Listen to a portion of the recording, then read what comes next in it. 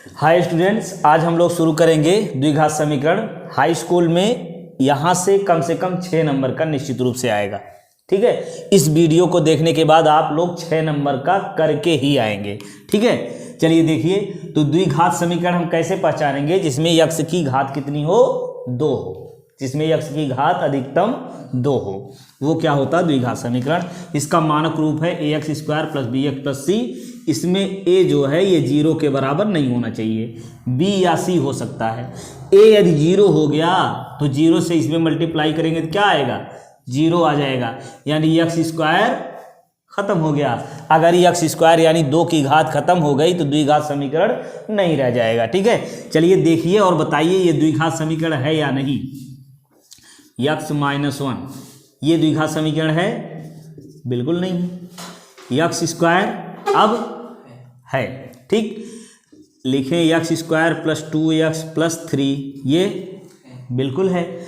यहाँ लिख दें हम x³ + 2x + 3, ये नहीं है। क्यों नहीं है? क्योंकि अधिकतम घात इसमें 3 आ गई।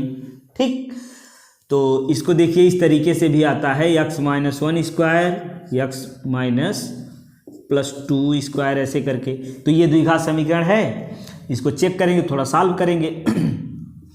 तो x² a - b² लगाइए, a² + b² - 2ab, इधर a² + b² यानी 2 का वर्ग 4 + 2ab 4x, x² कट गया। ठीक है ना, तो x की एक घात बन गई। ठीक, आगे सॉल्व भी कर लेंगे। तो ये द्विघात समीकरण बनेगा कि नहीं बनेगा? बिल्कुल नहीं बनेगा। 4x + 4 लिखिए, इसको इधर लाइए, + 2x - 1 = 0। कितना मिला? 6x + 3 = 0। ये द्विघात समीकरण नहीं है। ठीक, चलिए, तो इस तरीके से हम देख लेंगे कौन सा द्विघात समीकरण है या नहीं। ये ऑब्जेक्टिव में 1 नंबर का आता है। ठीक, चलिए दूसरा समझिए। द्विघात समीकरण दिया हुआ है तो इसमें यक्ष का जो मान मिलेगा इसको हम किस नाम से जानते हैं? यक्ष का जो मान है इसको हम जानते हैं मूल। इसको क्या कहेंगे? मूल। दूसरा नाम है शून्यक। क्या है? शून्यक। तीसरा, इस द्विघात समीकरण का जो हल होगा वो यक्ष होगा। ठीक, वो क्या होगा? यक्ष का मान होगा, यक्ष की वैल्यू होगी। ठीक है, चलिए, तो यक्ष की वैल्यू, मान, शून्यक, हल, ये सब क्या हो गया? यक्ष। ठीक, अब इसके बाद द्विघात समीकरण दिया हुआ होगा, उसमें पूछा जाएगा मूलों का योग या मूलों का गुणनफल ज्ञात करो। तो द्विघात समीकरण देख करके डायरेक्ट मूलों का योग और गुणनफल हम निकालेंगे। तो मान लीजिए इसके मूल जो हैं वो अल्फा और बीटा है। मूल हम मान ले रहे हैं अल्फा और बीटा। तो द्विघात समीकरण है तो इसके कितने मान होंगे? 2। द्विघात समीकरण है तो यक्ष के 2 मान मिलेंगे। 3 घात समीकरण है तो 3 मान मिलेंगे, जानते रहिए। तो मूलों का योग यहां से हमको मिलेगा -b/a। ठीक, -b/a, यानी ये क्या है? माइनस यक्ष का गुणांक जो है वो b है बटे x² का गुणांक। ठीक, चलिए अब मूलों का गुणनफल देख लेते हैं। मूलों का गुणनफल होता है अल्फा बीटा बराबर ये होता है c/a। क्या होता है? c/a। ठीक, चलिए हम द्विघात समीकरण दे रहे हैं, मूलों का योग गुणनफल बताइए फटाफट। ये हो गया x² + 2x + 3 = 0। इसमें मूलों का योग यानी अल्फा प्लस बीटा क्या आएगा? -b/a। b कितना है? 2। ठीक, -2/1 हो गया, -2। ठीक, गुणनफल निकालना क्या होगा? c/a। देखिए ध्यान से, a x², b जो है वो x वाला है और c जो है वो अचर पद है यानी गिनती वाला पद है। ठीक है, ये हो गया c, ये क्या हो गया? b, इधर कुछ नहीं है तो 1 मान लीजिए, a हो गया। ठीक है, चलिए, तो अल्फा बीटा कितना मिलेगा? c/a। c कितना है? 3/1, 3 आएगा। तो योग मिल गया, गुणनफल मिल गया। ठीक है, चलिए दूसरा लिखिए। 2 यहाँ लिख रहे हैं, ये 4 है। ठीक है, अब इसमें मूलों का योग और गुणनफल निकालिए। क्या आएगा? मूलों का योग अल्फा प्लस बीटा आएगा माइनस b की जगह कितना है? 4/2, b/a। a का मान कितना है? 2। ठीक है, तो ये आ जाएगा -2। मूलों का योग और गुणनफल निकालिए, क्या होता है c अपान a। c कितना बनेगा 3, अपान a कितना है 2, ऐसे।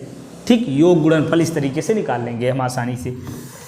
चलिए आगे देखते हैं और क्या निकालने को आएगा। विविक्त कर ज्ञात कीजिए, द्विघात समीकरण दिया हुआ होगा, इससे विविक्त कर निकालेंगे और विविक्त कर की सहायता से इस मूल यानी यक्ष के मान की प्रकृति ज्ञात करेंगे। ठीक है, चलिए तो विविक्त कर निकालने के लिए फार्मूला है b² माइनस 4ac। क्या है b² माइनस 4ac, ये क्या है विविक्त कर है। ठीक, चलिए तो विविक्त कर इसमें निकालिए, कितना आएगा। इसमें पहले तुलना करेंगे हैं, क्वेश्चन जब लगाएंगे इसका विविक्त कर ज्ञात करो तो इसकी तुलना हम कर लेंगे किससे, तुलना ax² plus bx plus c is equal to 0 से करने पर।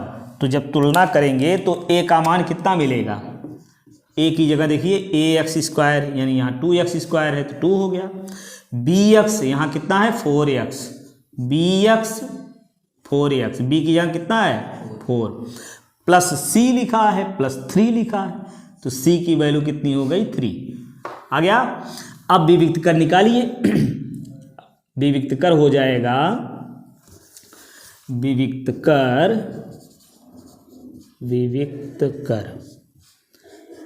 क्या होगा b² माइनस 4ac, b की वैल्यू कितना हो गई 4² माइनस 4, गुणे a कितना है 2, गुणे c 3। अब इसको सॉल्व कीजिए, 2 का वर्ग 4 माइनस 4 दूनी 8, 8 त्रिक, ये 4 चौक 16 हो गया। ठीक है ना, 4 का वर्ग करेंगे 16 हो गया। अब ये 4 दूनी 8 त्रिक 24। ठीक, इसको घटा लीजिए, कितना आएगा, ये 24 में से 16 घटाइए 8 ना, और 24 बड़ा है, ये आ गया माइनस। अब ध्यान दीजिए यहाँ ये तो हमने विविक्त कर निकाल लिया, ठीक है ना, विविक्त कर मिल गया। अब विविक्त कर के आधार पर मूल की प्रकृति ज्ञात करेंगे। ध्यान दीजिए, विविक्त कर के आधार पर मूल की प्रकृति ज्ञात करेंगे। पहला तरीका क्या पूछेगा क्वेश्चन, ये पूछेगा इस द्विघात समीकरण का विविक्त कर ज्ञात करो। याद कर लिए, विविक्त कर की प्रकृति बताओ। प्रकृति यानी ये धनात्मक है, ऋणात्मक है कि शून्य है, विविक्त कर की प्रकृति। अब विविक्त कर की प्रकृति के आधार पर मूल की प्रकृति मिलेगी। यदि विविक्त कर यदि शून्य आ जाए, ध्यान दीजिए, विविक्त कर यानी b² माइनस 4ac की वैल्यू शून्य हो गई तो मूल जो होगा, मूल यानी यक्ष का जो मान होगा वो क्या होगा, वास्तविक होगा। क्या होगा, वास्तविक होगा और समान भी होगा। ठीक है, वास्तविक और समान होगा कब, जब विविक्त कर शून्य आएगा। ऐसे ही निकालेंगे विविक्त कर। ठीक, तो विविक्त कर की वैल्यू अगर शून्य आती है तो मूल क्या होगा, वास्तविक और समान होगा। यदि विविक्त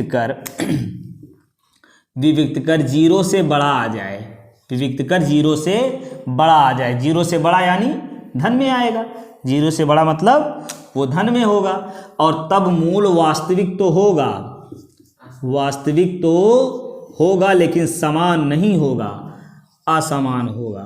मूल समान नहीं होगा। कब मूल समान नहीं होगा, जब विविक्त कर धन में आएगा, जब विविक्त कर धन में आएगा। तीसरा पॉइंट, यदि विविक्त कर 0 से छोटा हो, 0 से छोटा हो, 0 से छोटा होगा तो मूल काल्पनिक हो जाएगा, अवास्तविक हो जाएगा। ठीक है,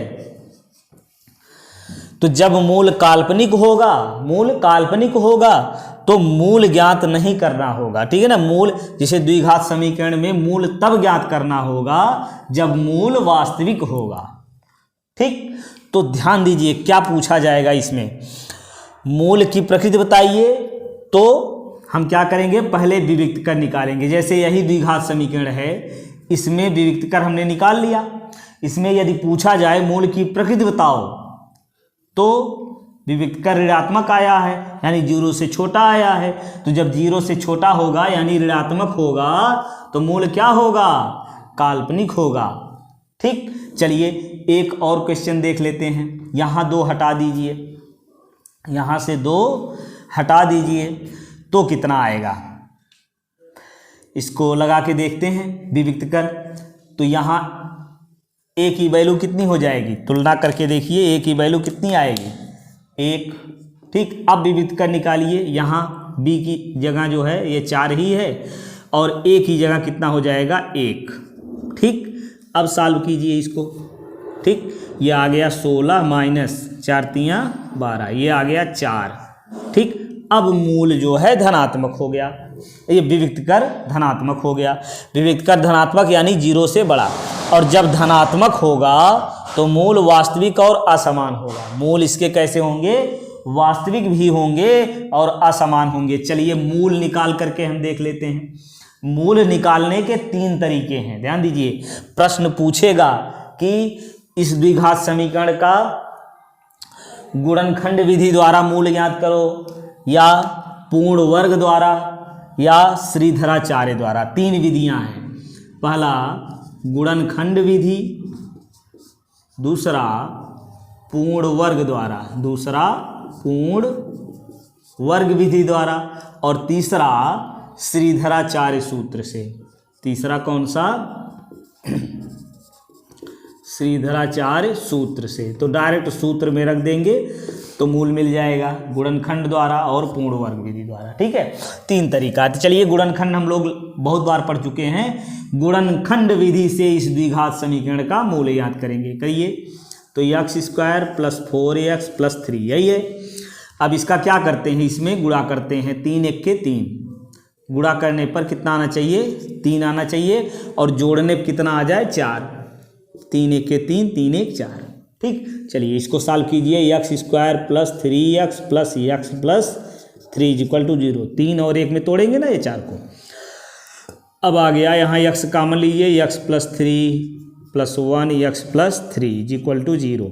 यहाँ आया x + 3, दोनों में है, इसको कॉमन लीजिए। यहाँ बचा x और यहाँ से +1 = 0। ठीक है, अब x + 3 = 0। x = कितना मिलेगा, 3 इधर लाइए, प्लस है तो माइनस हो जाएगा। x + 1 = 0, 1 इधर लाइए, क्या बनेगा, -1। तो ये देखिए यहाँ से दोनों मूल अलग अलग मिल रहे हैं, मूल असमान हैं, और वास्तव में मूल हमको प्राप्त हुए हैं, यानी मूल वास्तविक और असमान हैं। ठीक, विविक्त कर हमने निकाला धन में है, विविक्त कर धन में है ना, तो मूल देखिए वास्तविक और असमान आ गए हैं, स्पष्ट आया समझ में। ठीक, तो इस तरीके से द्विघात समीकरण पर क्वेश्चन बनते हैं। ठीक, तो चलिए श्रीधराचार्य सूत्र भी देख लेते हैं। ठीक है, तो श्रीधराचार्य सूत्र देखते हैं। गुणनखंड तो हमने समझ लिया कैसे करेंगे। अब यही सवाल ले लेते हैं, क्या था, x² + 4x + 3 = 0। इसको श्रीधराचार्य सूत्र से लगाएंगे हम। तो कैसे करेंगे, इसकी तुलना कर लेंगे। अभी हम सूत्र लिख दे रहे हैं, पहले तुलना करेंगे। की तुलना ax² + bx + c = 0 से करने पर। ठीक, तो इसकी तुलना जब करेंगे तो a बराबर कितना आया, 1, b हो गया 4, c हो गया 3। ठीक, अब देखिए सूत्र क्या है इसमें, श्रीधराचार्य सूत्र।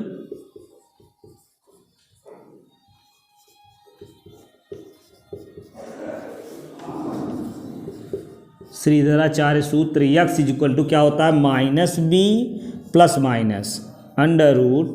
√b² - 4ac/2a। ठीक, चलिए ये फार्मूला तो हमको याद ही करना पड़ेगा। क्या, x = -b ± √b² - 4ac/2a। ठीक है, इसको 2-3 बार लिख लीजिए, याद हो जाएगा। चलिए देखते हैं, -b कितना है, 4 ± √b की जगह कितना लिखेंगे फिर, 4² माइनस, अभी देखिए b² - 4ac विविध कर हमने निकाला था, वही यहाँ रख सकते हैं, लेकिन लगाएंगे यहाँ पर। चलो 4 गुणे a का मान 1 और c कितना है 3। हल करो इसको, 2 गुणे a कितना है 1। अब ये लगाओ -4 ± ये 4 चौक 16, 16 माइनस 4 3 12, ठीक है ना। 16 में से 12 गए, कितना आएगा 4, ठीक, बटे कितना मिल गया 2, ठीक। चलिए ये लगाइए -4 प्लस माइनस √2। देखिए कड़ी में 2 4 है तो इसको कितना लिखेंगे 2 गुणे 2, यानी 4 का वर्गमूल कितना आता है 2, पता है सबको। चलिए 2 हो गया बटे 2। अब ये देखिए धन ऋण प्लस माइनस दोनों आया है x का मान, तो द्विघात समीकरण है तो 2 मान तो मिलेगा ही, एक बार प्लस कर लेंगे एक बार माइनस कर लेंगे, ठीक है। तो चलिए कीजिए, तो क्या करेंगे धन चिन्ह लेने पर, क्या करने पर धन चिन्ह लेने पर, तो जब धन चिन्ह लेंगे तो क्या मिलेगा x -4 + 2/2, इसको हल करिए -2/2 है ना, तो कितना आ गया -1, ठीक। x का एक मान कितना मिल गया -1, अभी हमने लगाया था -1 आया था कि नहीं। चलिए तो अब देखते हैं ऋण चिन्ह लेकर के, ऋण चिन्ह लेने पर, ऋण चिन्ह लीजिए तो क्या मिलेगा x यही ऋण चिन्ह लेंगे, प्लस वाला लिख के लगा लिए, अब यहीं ऋण चिन्ह लीजिए, क्या आएगा -4, ये धन हो गया, अब ऋण लीजिए ऋण 2 बटे 2, तो कितना आएगा -6/2, 2 से काटिए कितना मिला -3, ठीक। यक्स का यही मान मिला था ना, चाहे जिस रूल से लगाएंगे जो मान आएगा वही होगा, ठीक। तो यक्स का मान मिल गया -1 -3, किस नियम से, श्रीधराचार्य सूत्र का प्रयोग करके, ठीक। इसमें देखिए एक टाइप का और बनता है, क्या बनेगा विविक्तकर वास्तविक होगा, ठीक है, वास्तविक होगा कब, जब शून्य होगा। तो इसमें ये क्वेश्चन बनता है, जैसे द्विघात समीकरण दिया हुआ होगा 2x² + kx + 5 = 0, ये ऐसे करके, ठीक है। इसमें कहेगा k का वह मान ज्ञात कीजिए जिसके लिए यह द्विघात समीकरण वास्तविक और समान हो, या सीधे कह दिया जाए कि मूल समान है तो k का मान ज्ञात करो, मूल समान है तो k का मान ज्ञात करो। तो इसके लिए क्या करेंगे खुद से सोचिए, कि मूल समान है, मूल कब समान होगा, जब विविक्तकर शून्य होगा, ठीक है। चलिए तो विविक्तकर निकाल करके 0 कर देंगे, k की वैल्यू मिल जाएगी। तो यहाँ से जब तुलना करेंगे तो a बराबर कितना मिला 2, b कितना मिलेगा k, और c मिल गया 5, ठीक है। चलिए तो यहाँ लिखेंगे मूल समान है, इसको मिटा दे रहे हैं, मूल समान है तो मूल समान है अतः विविक्तकर कितना होगा, शून्य होगा, मूल समान है तो विविक्तकर शून्य होगा। तो विविक्तकर शून्य कर लीजिए, b² - 4ac = 0, ठीक। तो b कितना है k² -4 गुणे a कितना है 2, c कितना है 5, रख दीजिए, ये आ गया k² माइनस, ये कितना बनेगा 4 दूनी 8, 4 दूनी 8, 5 40, ठीक है, 5 दूनी 10 चौक 40 = 0। ये हो गया k² 40 इधर लाइए, माइनस है क्या हो जाएगा प्लस। अब k² = 40, अब k बराबर क्या आएगा, ये स्क्वायर है इधर आएगा रूट हो जाएगा √40। तो ये कितना बना, गुणनखंड कीजिए तो 4 गुणे 10 ना, 10 चौक 40, 4 गुणे 10 यानी कितना बनेगा, यही तो हमने मल्टीप्लाई किया, यहीं से गुणनखंड कर लीजिए, 2 दूना 4 दूना 8 5 40। तो यहाँ से जो जोड़ा होता है उसको बाहर कर लेते हैं, 2 कड़ी में 10, तो यहाँ k का मान मिल गया भैया, ठीक। तो 2 k का क्या मान मिल गया 2 कड़ी में 10 या √40 जो भी लिखिए, ठीक है। तो इस तरीके से इसमें इस टाइप से प्रश्न पूछे जाते हैं, ठीक। आप लोग अभ्यास करिए, पढ़ते रहिए, हमारे साथ जुड़े रहिए, बोर्ड तक पूरा मैथ बिल्कुल कंफर्म कर देंगे, मैथ और साइंस इंग्लिश के साथ।